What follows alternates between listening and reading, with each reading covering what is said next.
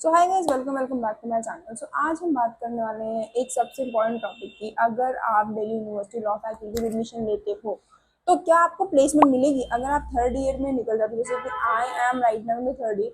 Right now तो नहीं बोलूंगी बिकॉज अब मैंने अपना फाइनल ईयर एग्जाम दे दिया है और अब मैं हो चुकी हूँ फाइनली ग्रेजुएट। हाँ, रिजल्ट का वेट है, रिजल्ट जैसा आएगा उस अकॉर्डिंग में तो होगा ही। बट अभी हमारा ये क्वेश्चन उठता है कि क्या प्लेसमेंट सेल कैसे एक्टिव है।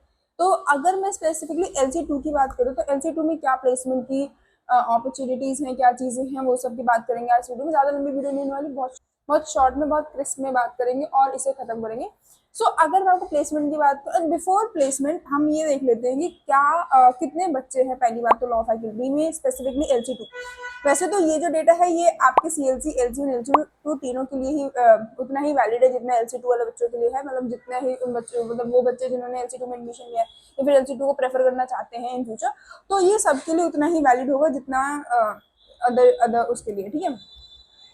और मैं LC2 के बारे में इसलिए बता रही हूँ because I am from the LC2, तो मेरे को LC2 की ज्यादा अच्छी अंडरस्टैंडिंग है। रेदर मैं और किसी कॉलेज की बात करूँ और किसी कॉलेज के बारे में मैं अदर स्टूडेंट्स को भी लगाऊंगी जो बेसिकली इन सब्जेक्ट, मतलब जो अदर सेंटर्स है। जैसे कि LC1 के भी कुछ फ्रेंड्स है वो आपको बताएंगे, CLC के भी कुछ फ्रेंड है वो आपको बताएंगे, तो उस अकॉर्डिंग हम देख लेंगे। बट अभी अगर मैं आपको LC2 स्पेसिफिकली बात करती हूँ और ये बेसिकली पूरे लॉ फैकल्टी के बारे में, तो ये परसेप्शन में आगे चलना कि सिर्फ LC2 के लिए ये वीडियो है, ये सबके लिए। बट एक वो होता है ना कि मैं एक प्रॉपर आपको आइडिया और गाइडेंस बता सकती हूँ कि LC2 में क्या चल रहा है, तो वही आपकी CLC और LC1 में भी सेम की चलती है।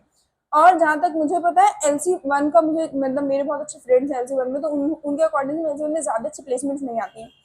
प्लेसमेंट का अगर मैं हाल बताऊं तो ये बहुत हार्श रियलिटी है कि चाहे किसी भी लॉ फैकल्टी, मतलब किसी भी सेंटर में हो, किसी भी कॉलेज में हो, आपको प्लेसमेंट में बहुत ज्यादा मतलब इशू आ सकता है। बिकॉज अगर मैं सिर्फ LC2 की बात करूँ या फिर तीनों सेंटर की बात करूँ, तीनों ही सेंटर में इक्वल स्टूडेंट होते हैं। तो जिस टाइम मैंने एडमिशन लिया था, मेरा बैच है 2021 से 2024 वाला, तो उस टाइम जो एडमिशन प्रोसेस चल रहा था उस टाइम हमारे पास जो बच्चे थे, मतलब जो बच्चों ने एडमिशन लिया था, वो 820-30 के अप्रॉक्स एक सेंटर में बच्चों ने एडमिशन लिया था। LC2 में भी इतने बच्चों ने एडमिशन लिया था। और अगर मैं बताऊं, धीरे धीरे जो बच्चे बच्चे उनकी मतलब डिटेन हो जाते हैं, कुछ कुछ ईयर बैक लग जाते हैं, कुछ बीच में छोड़ देते हैं। तो अगर मैं इन सबको एक मेजर ब्रॉडर थर्ड ईयर तक आते थे बच्चों का देखो, तो हम ये बोल सकते हैं 700 और 750 स्टूडेंट्स ऐसे हैं जैसे हम लॉ फैकल्टी में थर्ड ईयर में है। ओके, मतलब LC2 में वही सेम आपके CLC और LC1 में भी चलता है, क्योंकि वहां पर भी सेम डिटेन वाले बच्चे, ईयर बैक लग जाते हैं वो वाले बच्चे, और कुछ बच्चे छोड़ देते हैं लॉ। तो ये सब बच्चे ऐसे मिला के दोनों तीनों ही सेंटर में 700 और 750 तक के स्टूडेंट्स होते हैं। प्लेसमेंट की बात करती हूँ तो प्लेसमेंट ऐसा है हमारे लॉ फैकल्टी में कि ज्यादा अच्छा क्या कहते हैं, फर्म्स नहीं आती। हाँ, प्लेसमेंट सेल जो है वो एक्टिव है, प्लेसमेंट सोसाइटी एक्टिव है, और जितनी भी अपॉर्चुनिटी होती है वो कोशिश करते हैं कि आए। बट वही होता है कि इतने सारे बच्चे हैं और इतने सब बच्चों को सबको एक मतलब सबको प्लेसमेंट प्रोवाइड करवाना इज रियली टफ। तो अगर मैं आपको बात करूँ तो प्लेसमेंट सेल जो है दिल्ली यूनिवर्सिटी का, वो एक्टिव तो है, लॉ फैकल्टी का एक्टिव तो है, बट वहां पर प्लेसमेंट इतनी अच्छी नहीं आती है। जो मेजर आपकी सैलरी का रेंज रहता है, अगर आप मतलब मेरे अकॉर्डिंग में 15,000 से शुरू हो गया, फिर 10,000। अगर आप इंटर्नशिप के लिए अप्लाई कर रहे हो तो 10,000 तक के से स्टार्ट होता है, और अगर जॉब लग रही है तो वही वही जो सैलरी होती है वो 15,000 तक चली जाती है।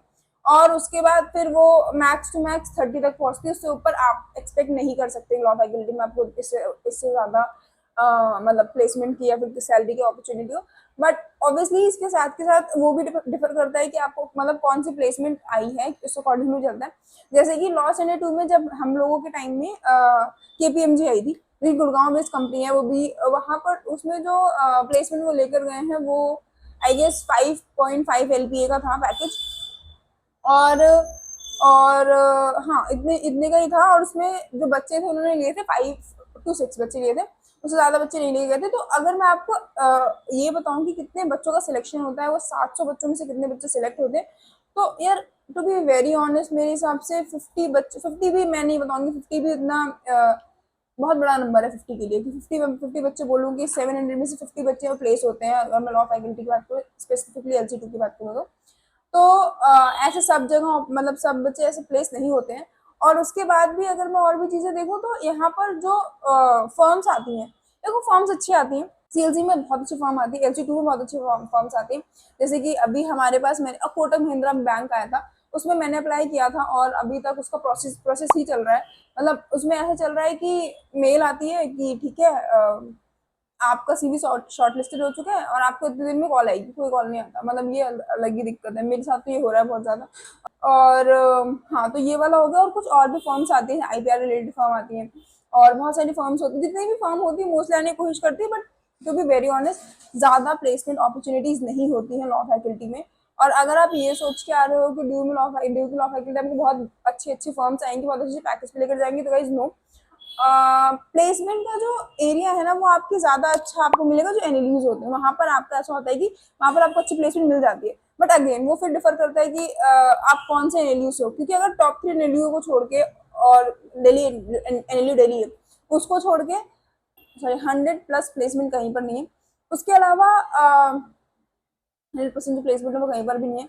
और बट हाँ, एनएलयू वाले स्टूडेंट के पास थोड़ा सा एज होता है कि उनको अच्छी प्लेसमेंट मिल जाती है। और जो प्राइवेट कॉलेजेस होते हैं उनको उनके पास भी उनको भी जो कॉलेज होता है वो भी अच्छे आपको अपॉर्चुनिटी, वो मतलब उनको अपॉर्चुनिटी प्रोवाइड कर देते हैं। बट अगर मैं ड्यू लॉ फैकल्टी की बात करूँ, जहाँ तक मेरा एक्सपीरियंस है, यहाँ पर प्लेसमेंट इतनी अच्छी नहीं होती। इसके अलावा भी बहुत सारी फॉर्म, मतलब मैं आपको बता दूँ कहीं पर स्क्रीन में फ्लैश हो रहा हो कौन कौन सी इंटर्नशिप आ चुकी है कॉलेज में, LC2 में स्पेसिफिकली कौन कौन सी आ चुकी है।